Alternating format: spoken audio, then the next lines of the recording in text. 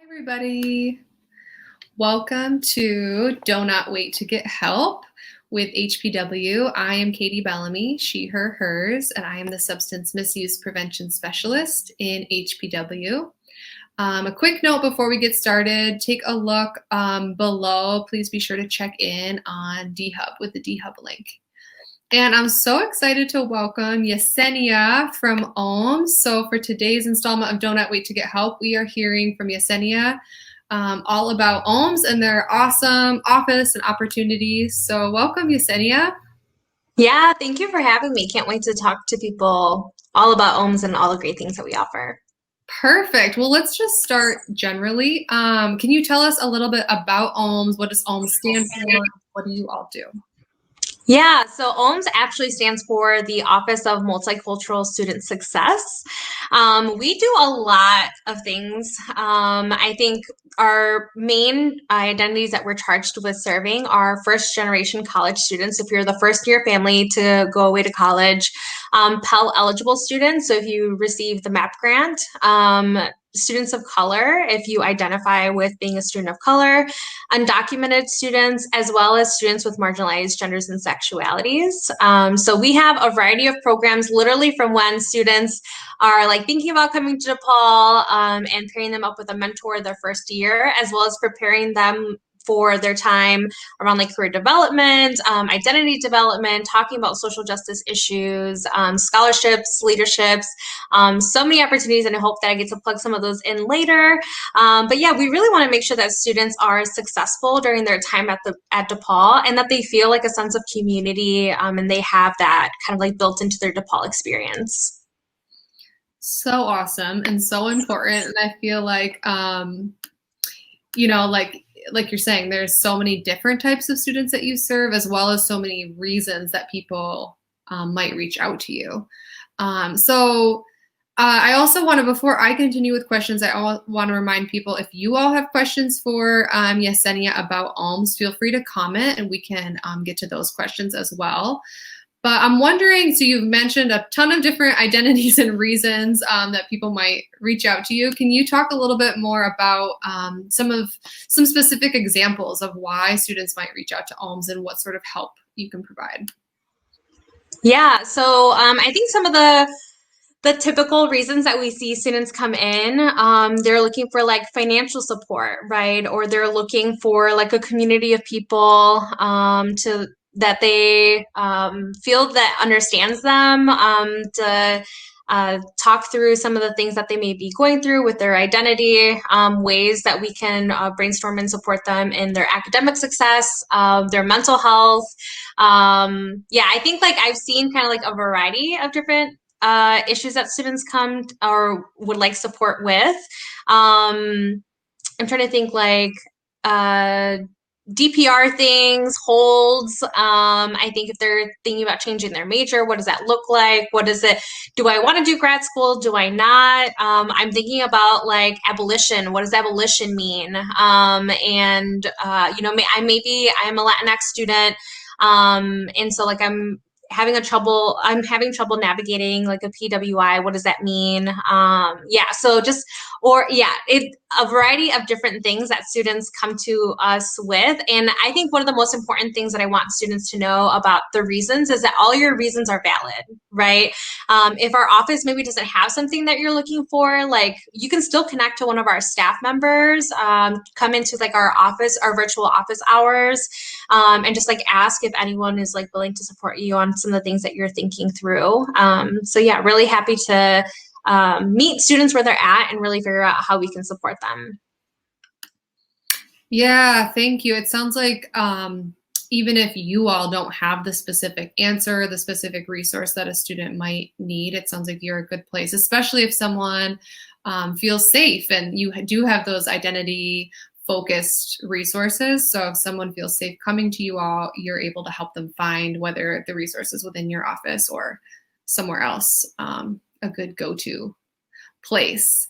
Part of why we are hosting these Do Not Wait to Get Help events is trying to like bust any myths or break any stigmas around, just like you're saying, like all needs are valid and getting help, self-advocating, finding resources is actually, in my mind, a sign of like strength, and vulnerability is strength. Needing help, we are interconnected people, and that's part of like the college experience as well.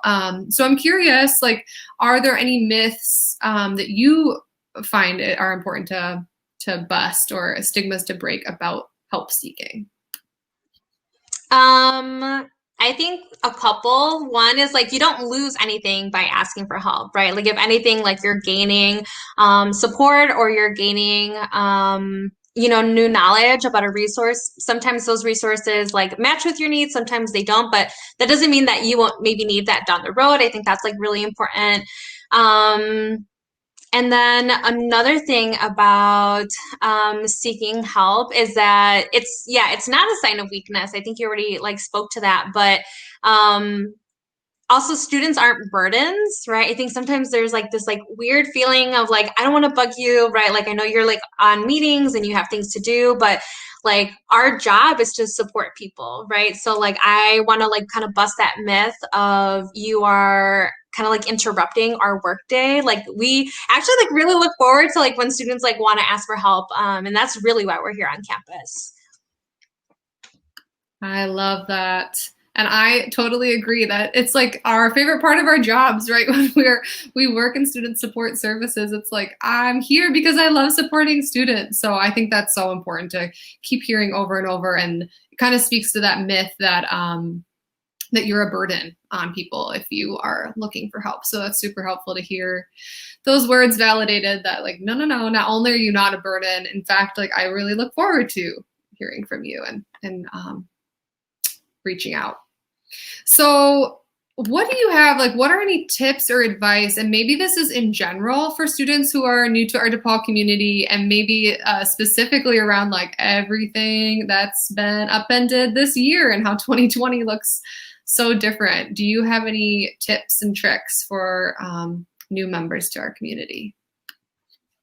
Um, For folks that are new, I would say like have grace with yourself. You're entering, like a new environment in a time that is like very complicated, right? Like we're in the middle of a pandemic, right? Like there's a civil uprising.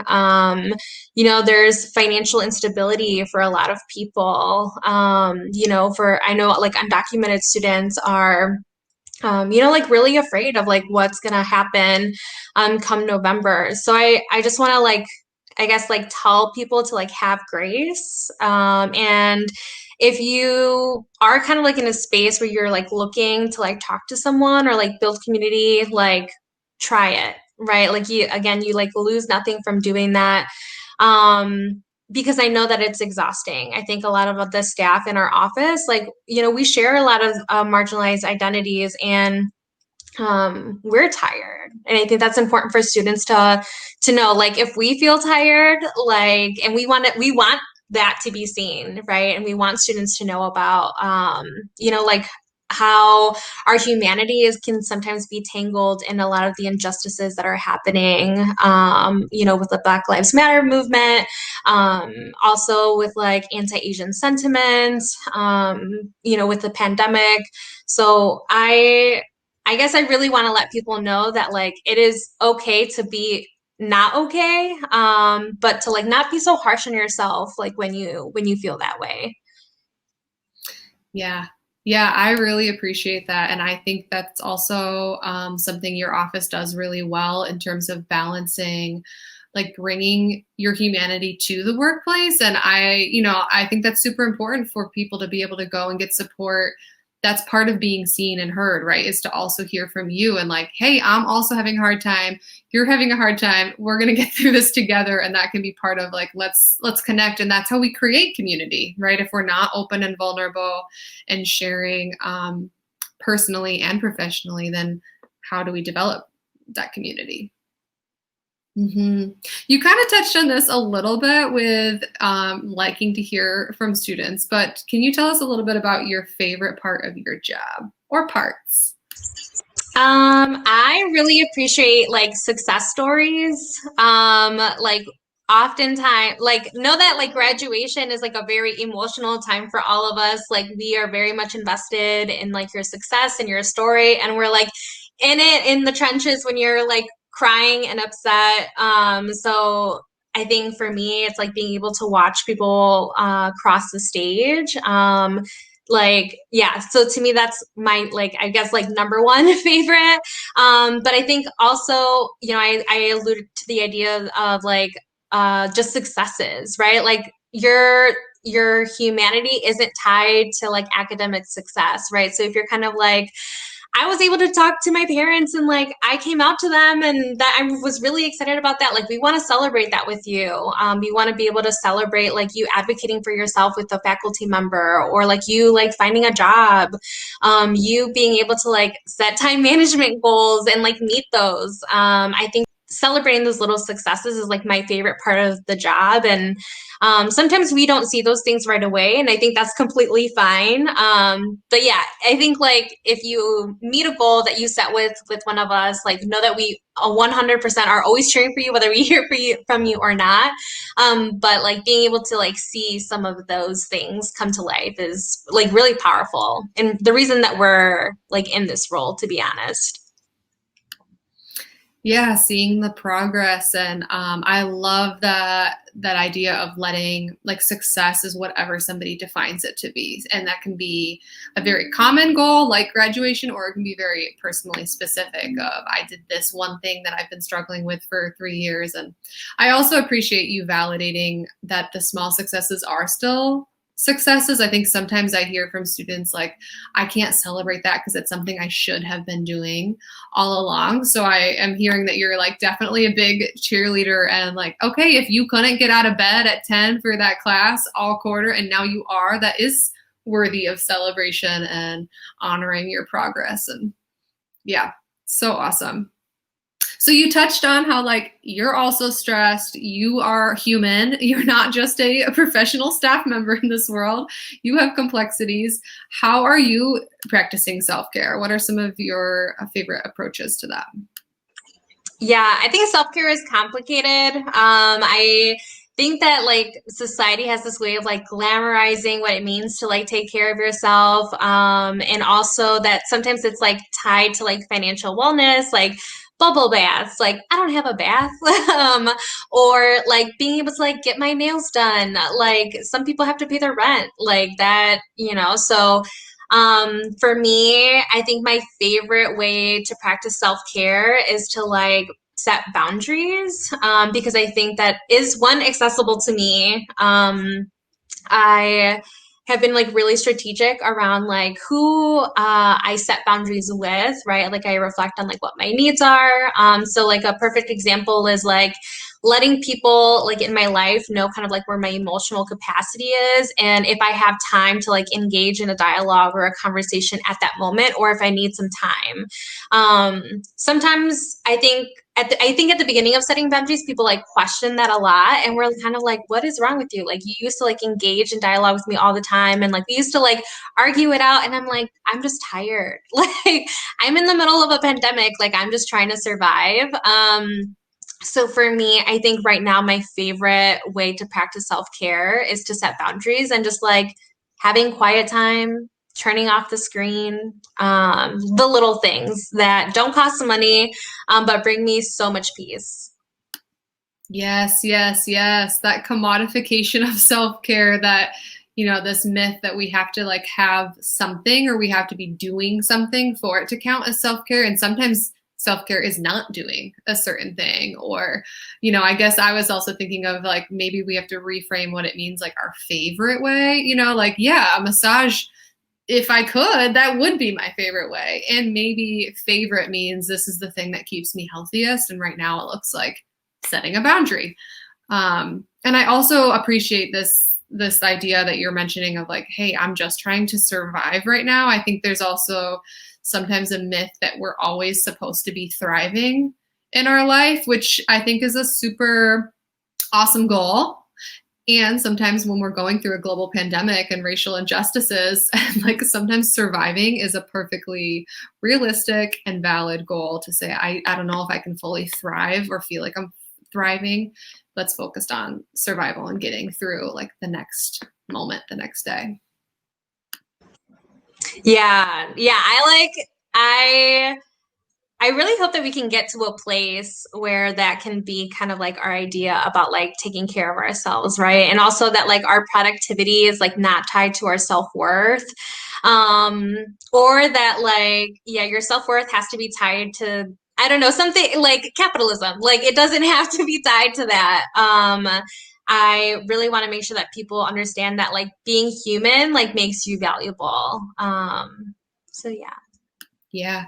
Yeah. I was just reflecting and actually wrote something similar this morning on like, hey, let's look at our to-do list and see like, do we have breathing on there? Do we have deepening our connection to friends, or like are our to-do lists all just related to obligations and productivity? And yeah. So now that we've heard about how awesome you are and how awesome OMS is, tell us some ways, some upcoming opportunities, as well as like how can people engage with OMS? Are you doing in person? Is it all virtual? What do you have coming up? Yeah, thank you for that question. One, like all of our programming for fall quarter will be virtual, as well as like during winter quarter. We've done that to not like expose like any students, especially when we're thinking of like households with multiple like generations in them, and just like being mindful of just like yeah, just wanting to take care of our students. So know that we're not doing it to like keep a distance. Like we, you know, are invested in like the well-being of our community. And some of the things that we have coming up, so many. So I guess I'll start with like if you're an undocumented student or like a DACA recipient, if you're a transfer student or a returning DePaul student, and maybe you didn't get the opportunity to apply last year to the Monarch Scholarship for the 2020-29 or 2021 academic year, that application is open, right? So maybe if you were second guessing, right, or were kind of thinking about like, am I eligible because you were worried about being part-time. Eva Long, who used to be in the role of like overseeing undocumented student support, did a phenomenal job of advocating for students. And so there have been some amendments to that scholarship. So if you are a transfer student, if you are a part-time student and you want access to financial support through that scholarship, please, please, please apply. You can find that information on our website under undocumented student support. Other things coming up is a continuation of the abolition series that's hosted with the support of our programming assistants and the culture and resource centers. It's a very powerful series, I think, for folks who are thinking about abolition, what it means to be a part of a movement to think through you know, the ways that society and like systemic oppression happens to be tied in our day to day. Like this is a powerful series, and I really want to challenge people to like sit and really think about like how we are holding white supremacy and our closeness to white supremacy. So definitely like get involved with that. PAS Quarterly Institute, right? If you're a student that you're kind of like, I'm a first gen student, or, you know, like I want to build some time to like focus about grad school or focus on like negotiating a salary. Like we have those workshops coming up this Friday. And so it'll be from 1 to 3. You can, you know, register on DHub. You can register through like our Instagram. In our link tree. All of our opportunities are on Linktree, just to make it easily accessible to students. I'm trying to think, oh my gosh, we have President's Diversity Brunch coming up this weekend. So if you want to hear from like the staff, if you want to hear from our president about our dedication and commitment to justice and equity on our campus, like I strongly encourage students to get involved with that, to like ask questions about what that means for our campus. Today is also something that I think is really important, is the I Stand with Immigrants Day of Action. So if you're kind of like, well, I'm not an undocumented student, but I'm still really passionate about supporting like immigrants, you can be involved with making a public statement, because I think being undocumented is one of like those invisible identities, right? Like you can't look at someone and know if they are or are not undocumented. And so I think for folks that like want to know that maybe this is a safe space, maybe I can share, and making a public statement of like how you're willing to support students or to support your peers, that's also really important. Yeah, stay tuned to like see Our scholarships, as they open up, I believe they start to open up in winter quarter.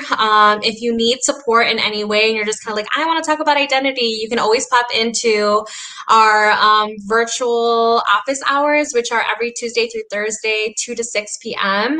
If you want to like chat with the director, she's there Tuesdays from 5 to 6.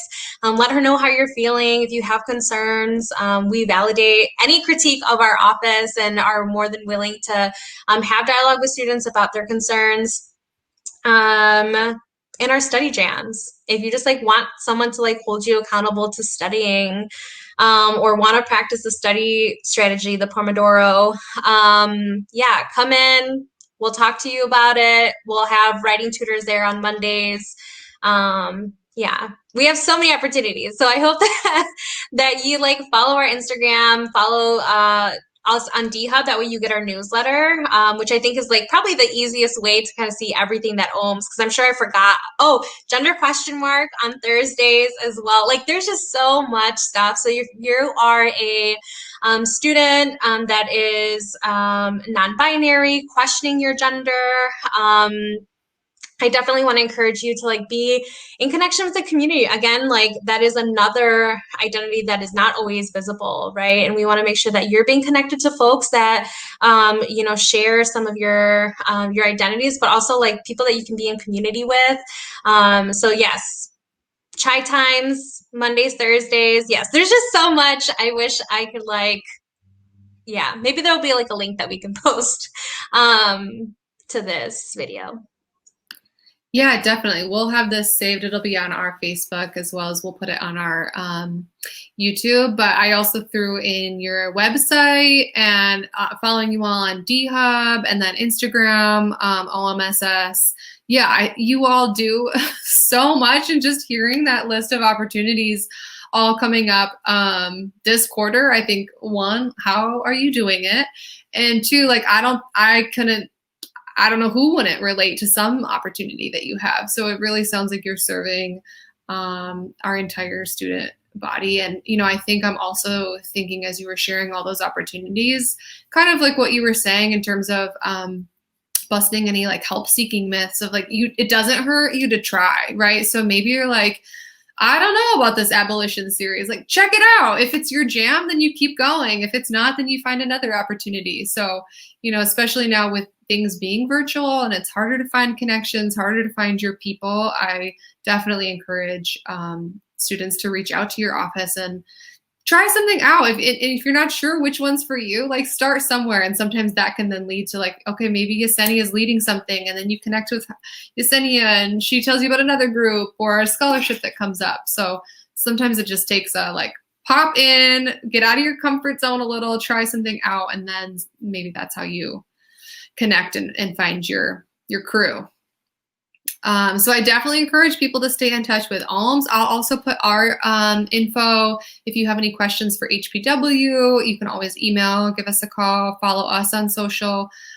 Really, when it comes to getting help, whether you want to reach out to OMS first, HPW first, any of the other campus partners that we've had on these Do Not Wait to Get Help events, start somewhere, and we all know each other, right? So if someone comes into HPW and I'm like, oh, okay, they're having some struggles with their identity or they're wanting to explore, cool, let me connect you with OMS. So start wherever feels comfortable and do not wait to get help. We are here for you. Thank you so much, Yesenia. Thank you for joining. It's fun to talk to you as always, and we'll see you all next week for another installment of Do Not Wait to Get Help.